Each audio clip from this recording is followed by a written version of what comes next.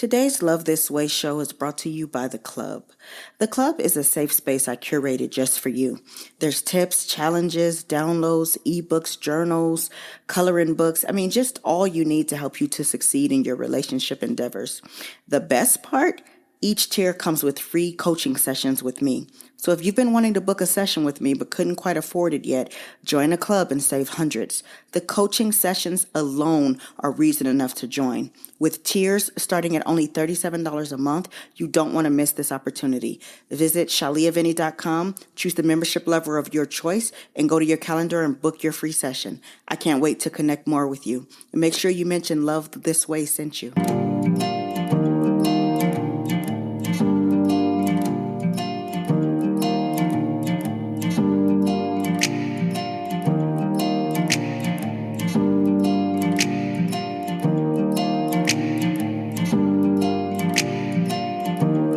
Hello and welcome to the Love This Way podcast, the show that exists to help men and women everywhere to be better at love. Never any gender wars, back and forth, or nonsense. Just great tips to help you find and sustain the love of your dreams. Because love is a journey, but you need direction. So get ready because each episode we're going to be talking about our real life issues, answering tough questions, and building solid relationships with one another as we heal, learn, and grow. I'm your host, your girl, Dr. Shalia Vinny, and today's show we're going to answer one question. Why am I afraid of good love? We're breaking down self-sabotage in relationships. Are you guys ready? Hey babies, welcome back to another episode. So today I only have one question for you.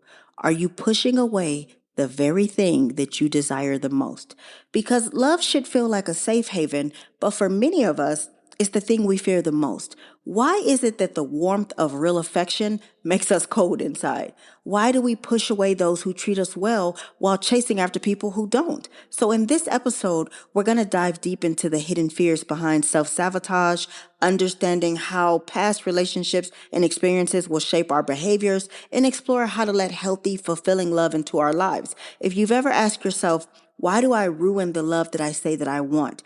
This episode is for you. So I want us to figure this out together. Now, first of all, you need to understand that our reactions to love often stem from the stories written in our past. So here's how your history might be influencing you.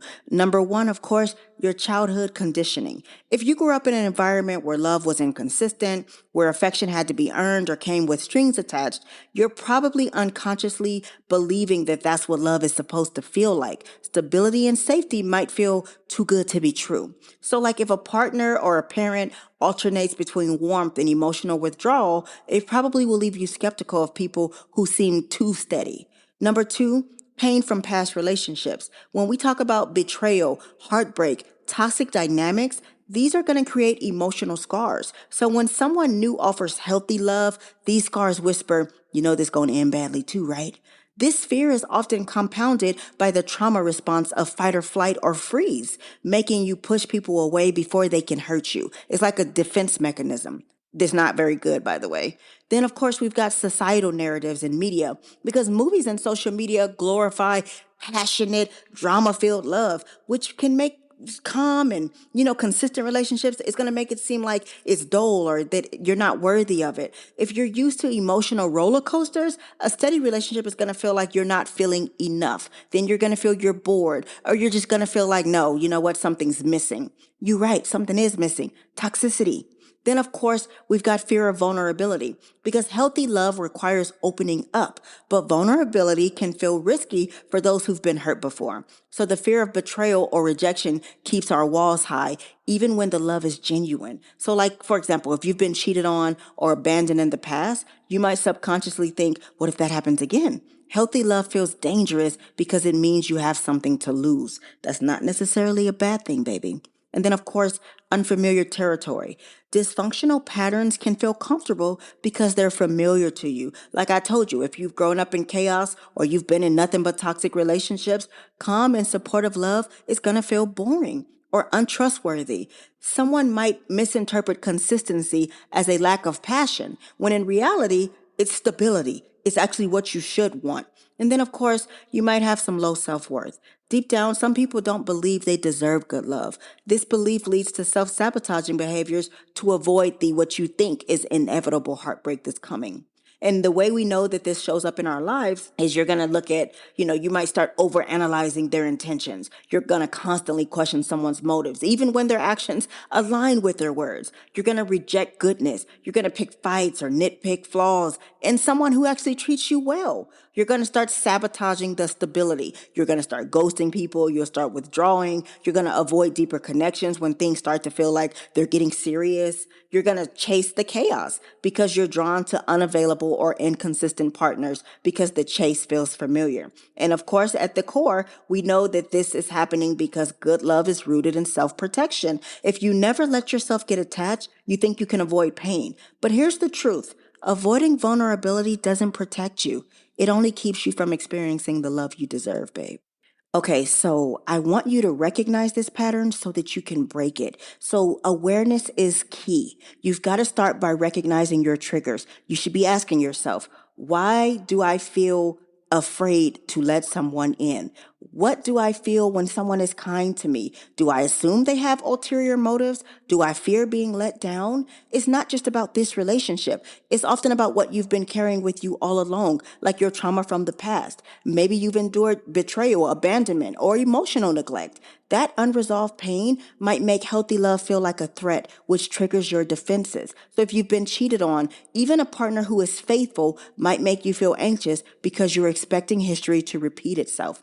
Of course, you've got learned behaviors. If you've been in toxic or manipulative relationships, your brain has already been trained to prioritize survival over connection. So you may misinterpret calmness as danger or distance. And then you've got the self-worth struggles. Sometimes we reject good love because we don't believe we're worthy of it. These thoughts may not be loud, but they linger. If they knew the real me, they would leave. You got to stop doing that. You got to get practical. We've got to disrupt the cycle of fear and self-sabotage. How do we do that? We've got to build awareness. Start by acknowledging your fears. You might need to journal or reflect on moments when you've pushed people away or felt uncomfortable in healthy relationships. Got to ask yourself, what was I afraid of in that moment? Then you've got to challenge your beliefs. When that voice in your head is screaming, you know this not gonna last, you've got to counter that with evidence. The person has shown me consistency, care, and honesty. Just because others have hurt me doesn't mean this person will. You've got to repeat that to yourself. You've got to rewrite the script.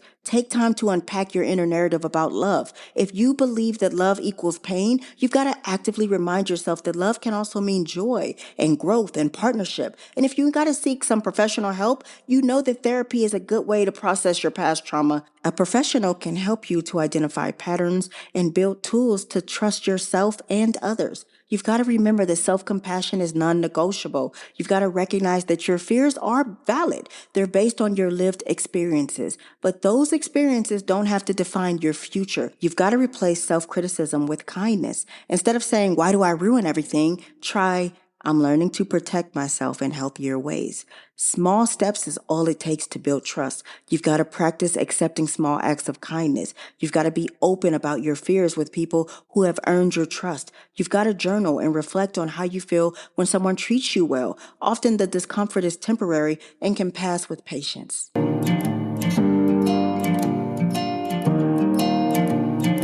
Hey friend, make sure you check out shaliavinny.com. You can join a club there. You can book one-on-one coaching sessions with me. You can buy my books there. Oh, and you can get free advice from me now. Go to shaliavinny.com, click the free advice tab, and go ahead and submit your question. I will be answering those questions on my social medias, so make sure you do that because you don't want to miss out. Love you guys.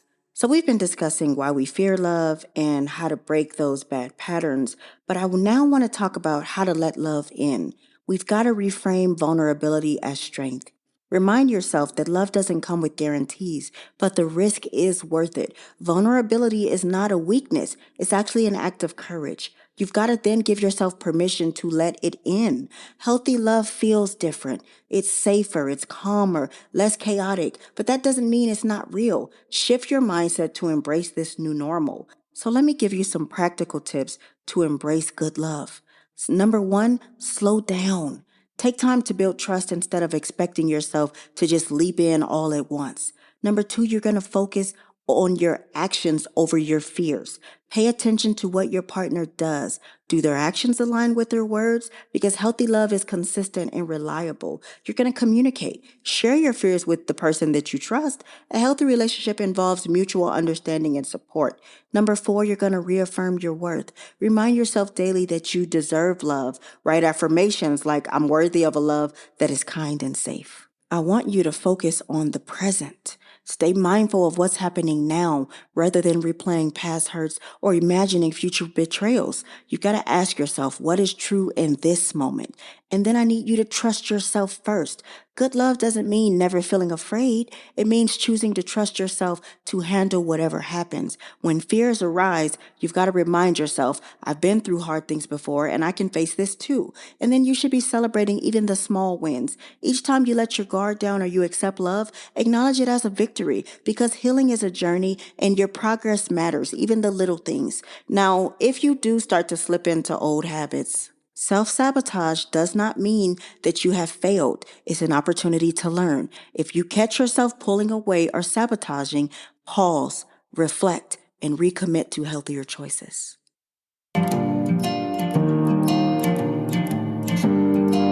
As we close today's episode, I just want you to remember one thing. Fear of good love isn't weakness. It's a response to wounds that haven't fully healed. But here's the truth. You are worthy of love that doesn't hurt, love that doesn't make you question your worth, love that feels steady, safe, and real. So to those that are listening who feel like they keep pushing love away, you're not broken, you're healing. It's okay to feel scared, but don't let that fear hold you hostage. Open the door, even if it's just a crack. And to anyone who's been lucky enough to offer or receive good love, remember that love is not something we perfect. It's something we practice. With every act of kindness, trust, and vulnerability, we grow closer to the connection we all deserve. You are brave for trying, and you're brave for believing that love can heal what it once hurt. Let it in. You're worth it. Until next time, take care of yourself, honor your growth, and keep your heart open to the love you deserve. And if you need more help, you can always go to shaliavinny.com and book a one-on-one session with me. I love you, and I'm rooting for you always. Today's show was brought to you by The Club. Please rate the show on your favorite streaming platform, share it with one person who you think needs to hear it, and ask them to do the same. Remember to never stop showing up for yourself and the love you desire to have. Good, better, best. Don't you ever let it rest till your good is better and your better is best. Until next time, your friend and relationship strategist, Dr. Shalia. Bye.